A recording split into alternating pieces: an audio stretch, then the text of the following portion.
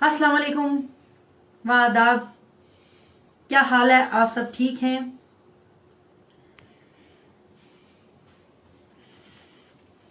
आज मेरी सेहत ठीक नहीं है क्योंकि मैं पिछले 2-3 दिन से बीमार हूं।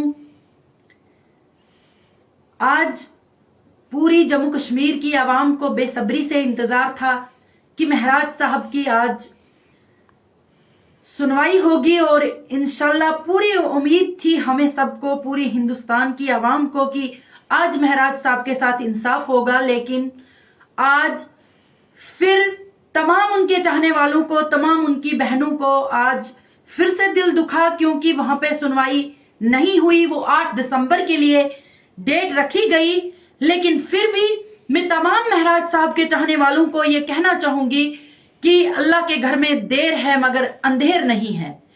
हमारी साथ की पड़ोस का जो बंदा था जिस पे प्यासे लगा था, कुछ सब्र के बाद उसको भी रिहाई मिली। इसलिए इंशाल्लाह आने वाले समय में जल्द से जल्द महराज साहब रिहा होंगे और फिर से हमारी चिनाब वैली एक खुशहाल की तरफ चलेगी।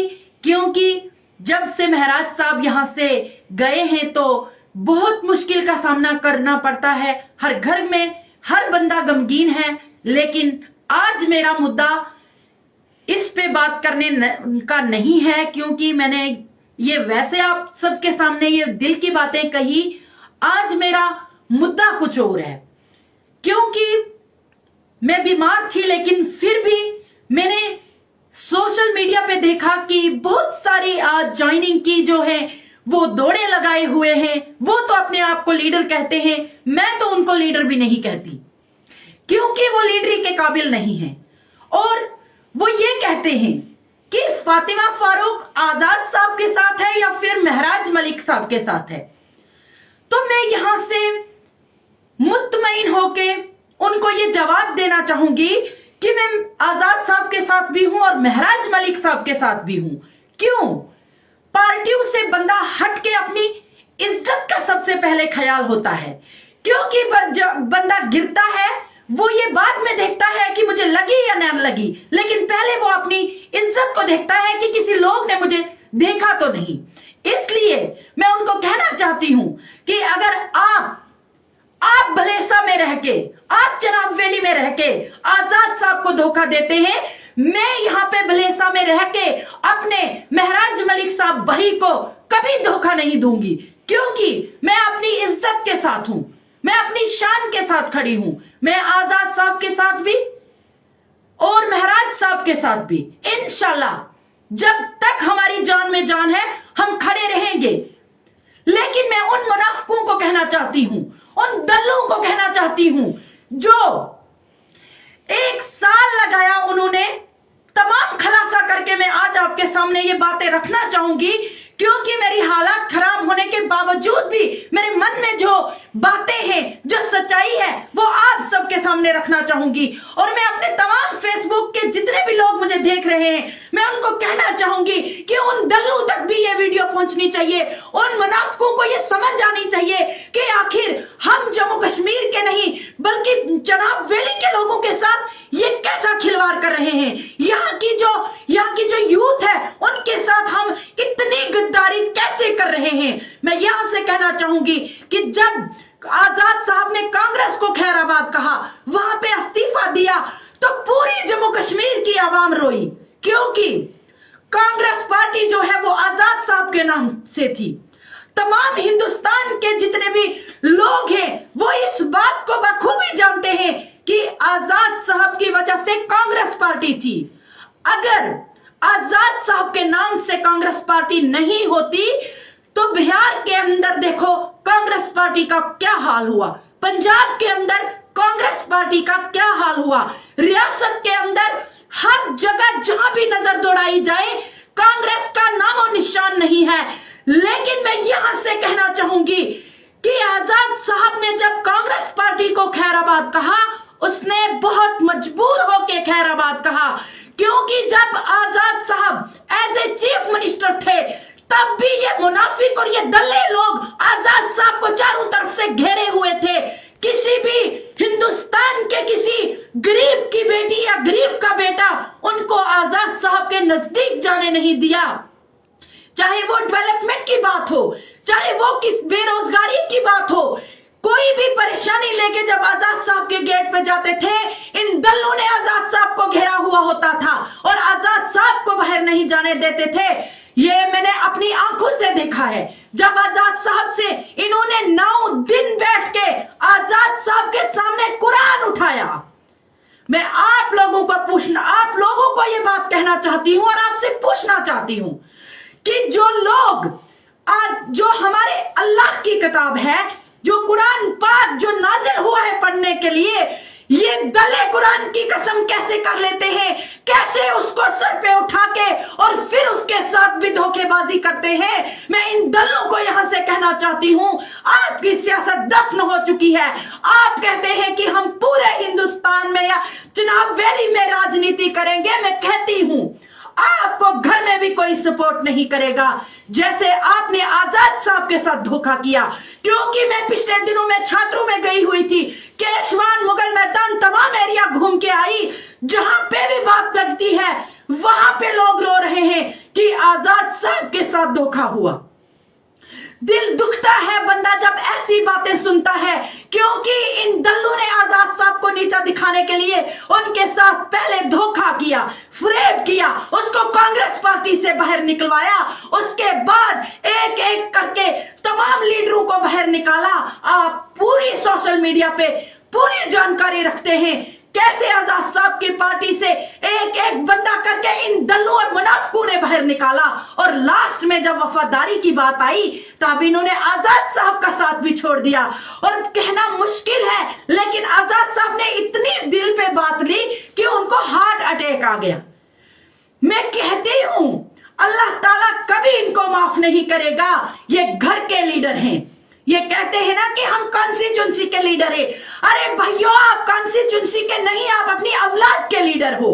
आपने अपने मुफाद के लिए एमएलए बनने के लिए आजाद साहब को कहां से कहां लाया। क्या आपको शर्म नहीं आई? लोग आपसे नफरत करते हैं, आपसे घिन आती है लोगों को, क्योंकि जब आप लोग पूरे चुनाव वैली के नहीं, जम्मू कश्मीर के लोग जब नजर दौड़ाते हैं और तारीफ पढ़ते हैं तो हर जगह आजाद साहब का काम नजर आता है। क्योंकि अगर हम जम्मू की बात करें, तमाम जितने डिस्ट्रिक्ट हैं वो आजाद साहब ने दिए। अगर हम कश्मीर की बात करें, वहां पे कितने डिस्ट्रिक्ट दिए। अगर हम यहाँ चुनाव वैली की बात करें, रोडों का जाल आजाद साहब ने बिछाया और तब भी इन्होंने आजाद साहब के नाम पे सियासत की। मैं पूछना चाहती हूँ, अगर वो सचमुच में कहते हैं अपने आप में, तो उनको मुनाफिक, दलाल, तमाम जो भी इंसान है वो यही कहेगा कि वो मुनाफिक है, वो चापलूस है, क्योंकि उन्होंने आजाद साहब के साथ धोखा किया है। अगर वो सचमुच में सियासत करते हैं, सचमुच में अगर वो लोगों की रहबरी करते हैं, कोई एक काम जो है वो खुद बताते हैं कि फलानी रोड हमने बनाई, या कोई हॉस्पिटल हमने बनाया, कोई स्कूल हमने बनाया, कोई आंगनवाड़ी सेंटर हमने लाया, वो तमाम आजाद साहब की डेवलपमेंट पे राजनीति करते थे। लेकिन आज के बाद मैं तमाम अपनी चुनाव वैली की आवाम को कहना चाहूंगी, जिस तरह इन्होंने आजाद साहब को धोखा दिया, कांग्रेस पार्टी को भी इन्होंने धोखा दिया है। आज वो चले गए कांग्रेस पार्टी के तलवे चाटने में। कहती हूं यहां से शेम करते हैं आपको। आप जब अपने वीडियोस डालते हो, लोग गालियां मारते हैं आपको, और आज आ गए आप सवाल उठाने वाले कि फातिमा फारूक आज आजाद साहब के साथ है या महराज मलिक के साथ है। मैं फख्र से कहती हूं मेरा भलेसी है महराज मलिक साहब, मैं हूं उसके साथ। लेकिन आप बताओ, क्या 1 साल आपने पहले राहुल गांधी जी को गालियां दी? तमाम वीडियोस आपकी मौजूद है हमारे पास। तमाम जितने भी सोशल एक्टिविस्ट मेरे भाई हैं उनके पास आपकी वीडियोस मौजूद है। आपने कहा कि राहुल जी को गालियां दी, सोनिया गांधी जी को गालियां दी, प्रियंका गांधी जी को गालियां दी। अरे कैसे आप पे हम यकीन कर लें? क्या आप इस पब्लिक से मैं पूछना चाहती हूं, बताओ तब ये झूठ बोल रहे थे या आज ये झूठ बोल रहे हैं? क्योंकि लोगों को ये बेवकूफ बना रहे हैं। तमाम मैं यहाँ चुनाव वैली की आवाम को गुजारिश करना चाहूंगी कि इनकी बातों में अब नहीं आना, क्योंकि 1 साल पहले इन्होंने लगाया, पूरी रियासत से इन्होंने कांग्रेस पार्टी का नामो निशान खत्म किया। लेकिन अब इनका जो ये टोला है, ये एक टोला है। जो जिस लीडर के साथ जाएंगे, जिस पार्टी के साथ जाएंगे, उसका बेड़ा गर्क हो जाएगा। सचमुच में कहती हूं मैं, क्योंकि इन्होंने कांग्रेस पार्टी जो आजाद साहब के नाम से चलती थी, उस कांग्रेस पार्टी का इन्होंने नामो निशान खत्म करवाया। लेकिन आज चले गए ये कांग्रेस पार्टी के तलवे चाटने। मैं यहां से अपनी कांग्रेस पार्टी के लोगों को भी कहना चाहती हूं, कहां सोए हो आप? तब आपको याद नहीं आया 1 साल में इन्होंने राहुल गांधी जी को कितनी गालियां दी, प्रियंका गांधी जी को कितनी गालियां दी?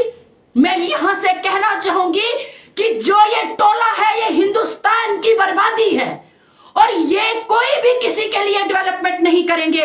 किसी ये एक गरीब के बच्चे पे राजनीति करने वाले हैं और आज ये चाह रहे हैं, चाहे बूढ़े हो गए हैं, बुजुर्ग बन गए हैं, कभी भी ये रियासत जम्मू कश्मीर में किसी बेटी को बाहर नहीं निकलने देते। किसी भी बहन या किसी भी यूथ का जो बच्चा है उसको नहीं कहेंगे कि आगे जाके बैठ जा स्टेज पे, कभी नहीं। इनके पूरे जिस्म में आग लग जाती है, क्योंकि जब से आजाद साहब ने डेमोक्रेटिक प्रोग्रेसिव आजाद पार्टी बनाई थी, उस पार्टी के अंदर स्टैचू में बेटियों के नाम फाड़ दिए गए थे।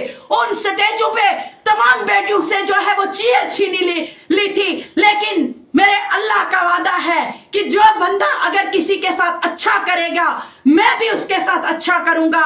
इशारतन वो लोग भी समझ गए होंगे कि आज ये जवाब हमने किनको दिया कि जो लोग दूसरों से चीयर छीनते हैं, अल्लाह ताला उससे चीयर छीनता है। लोगों, आप समझ गए होंगे, हर चीज सियासत नहीं है। आखिर हमें मरना भी है, हमें अल्लाह ताला के पास जवाब भी देना है। ये लोग सोचते हैं कि कब्र में हम मिनिस्टर बन के जाएंगे, कब्र में हम एमएलए बन के जाएंगे, लेकिन मैं उनको कहना चाहती हूं कि कब्र में एक मैयत को जाना है, एक कफन पहन के जाना है। लेकिन इन लोगों ने वो भी नहीं सोचा, इन लोगों ने उसका भी ख्याल नहीं रखा। इन्होंने उस कुरान पाक को सर पे उठा के उसके बाद आजाद साहब के साथ धोखा किया। बताओ, जो कुरान पाक के नहीं हुए वो जम्मू कश्मीर की आवाम के क्या होंगे? पूरी जनाब वैली की आवाम को, क्योंकि ये जो टोला है, इस टोला पे विश्वास नहीं करना। मैं खुल के यहां से कह रही हूं, अगर आज आपने उन पे विश्वास किया, आने वाले समय में जो आजाद साहब के साथ धोखा हुआ, कांग्रेस पार्टी के साथ ये धोखा करके आए थे, उससे बड़ा और बदतरीन धोखा ये यहाँ की आवाम को देंगे। क्योंकि पहले ये भुखलाहट के शिकार मेरी आवाम को करेंगे, उसके बाद अपने बच्चे को बनाएंगे, अपनी बेटी को बनाएंगे, अपने पोते को बनाएंगे। कभी इनकी जान निकल जाती है अगर कोई बंदा कहीं स्टेज पे किसी लीडर के साथ बैठ जाता है। आपके सामने एक जिंदा मिसाल है कि जब आजाद साहब ने डेमोक्रेटिक प्रोग्रेसिव आजाद पार्टी बनाई थी, तो ये आजाद साहब को वॉशरूम तक नहीं जाने देते थे। हमने खुद अपनी आंखों से देखा है, ये आजाद साहब अगर वॉशरूम जाते थे, ये दरवाजे पे पहरे करते थे, ये किसी बंदे को आजाद साहब के साथ मिलने नहीं देते थे। पता नहीं क्या ले लेंगे, पता नहीं क्या देख लेंगे, क्या ये इसके साथ बात कर लेंगे, और ये ऐसे पहरा करते थे। मैं अपनी आवाम को कहना चाहती हूं कि जाग जाइए, क्योंकि तमाम जम्मू कश्मीर की आवाम जानती है कि आजाद साहब की शख्सियत को ना तब कोई फर्क पड़ा था और ना आज कोई फर्क पड़ेगा। तमाम लोग महराज मलिक साहब को भी गालियां देते हैं, तमाम लोग कहते हैं कि महराज साहब ऐसा है वैसा है, लेकिन तमाम जम्मू कश्मीर की आवाम के सामने वो एक जिंदा मिसाल बन गया है। हर घर से उसके लिए आज तारीफ निकल रही है, हर इंसान के दिल में वो बस गया है। इस तरह गुलाम नबी आजाद साहब भी सबके दिलों पे छाए हुए हैं, सबके दिलों पे राज करते हैं। लेकिन इस मुनाफिकाना टोला को मैं ये मैसेज यहां से देना चाहूंगी कि तमाम सोशल मीडिया के अंदर तमाम वो वीडियोस हैं, अगर आज आप चले गए कांग्रेस के तलवे चाटने, आप कांग्रेस के तलवे चाट लीजिए, लेकिन हमारी जनाब वैली की आवाम का वहां पे सौदा मत कीजिए। क्योंकि ये जो टोला है जो उमड़ाते हुए आज कांग्रेस पार्टी में फिर से दाखिल हो गया, मैं लास्ट में इन्हें यह कहना चाहूंगी कि लास्ट में आपका बहुत बुरा हाल होने वाला है। फिर वही आएगा कि ना खुदा ही मिला ना विसाले सनम, ना इधर के रहे ना उधर के रहे। ये लास्ट में किसी पार्टी के लिए नहीं रहेंगे और ये घर के लीडर हैं, ये अपने बच्चों के लीडर हैं। लास्ट में मैं उनको ये कहना चाहती हूं कि जिस थाली में आप खाते हो ना, उसमें थूकना नहीं चाहिए, और अगर थूक दिया ना फिर चाटना नहीं चाहिए। बहुत बहुत शुक्रिया। अल्लाह हाफिज।